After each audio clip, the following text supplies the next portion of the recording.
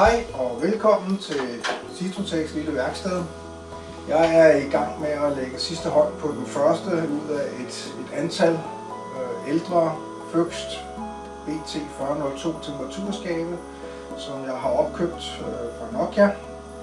Og det er planen, at de skabe, jeg har købt, skal renoveres sådan, så de kan gå ud som brugte, men fuldt funktionelle med 3 måneders garanti. Skabet her har gennemgået en grundig gennemgang, hvor jeg har inspiceret det visuelt, jeg har rengjort det og bragt det tilbage så tæt på ny tilstand, som det nu er muligt med et skab, som i det her tilfælde fra 2001, det vil sige et skab, der er 15 år gammelt. Så er jeg i gang med at køre en step stresstest. Det er en stresstest, hvor jeg kører over 18 timer fra yderkant til yderkant, det vil sige fra minus 40 grader og op til det her tilfælde plus 80. Grunden til, at jeg ikke kører hele vejen op til 130 grader, det er fordi, at min målgruppe, som jeg tager nogle redundante målinger med, ikke tåler mere end 85 grader, men 80 grader skulle gøre det for de fleste, og det bør være nok. Så vi kan se i øjeblikket, der kører den netop 80 grader, man kan se på kameraet, det gør den, og den er cirka halvvejs igennem den 18 timers test, hvor jeg er i stand til også at se, at gradienten er, som den skal være.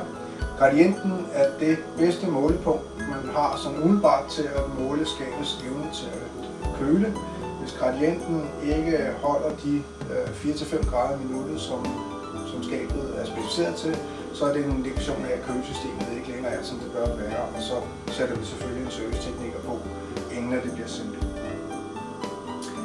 Der er jo tale om et skab på 16 liter testrum, og det her skab har så 2 50 mm entry-porte, en i hver side, og at man kan få sine kabler igennem, men det svinger øvrigt lidt. Jeg har sågar et skab med en 50 mm port i toppen. Hver skab vil blive fuldt og leveret hos den nye ejer med et certifikat, hvor at man kan se, hvad skabet har gennemgået. Så vil der blive leveret også en informationsflyer, som fortæller, hvad skabet kan, og det er de originale specifikationer fra dengang, at skabet var nyt. Og sideløbende med det vil man også få udleveret en kurve af den Sympathy log, som jeg gennemfører på skabet, som viser, at skabet har kunnet køre fra minus 40 til plus 80 grader og tilbage igen. Når skabet er færdigt, så vil det blive udbudt til salg til en pris af 19.900, det er inklusiv 3 måneders 100% garanti.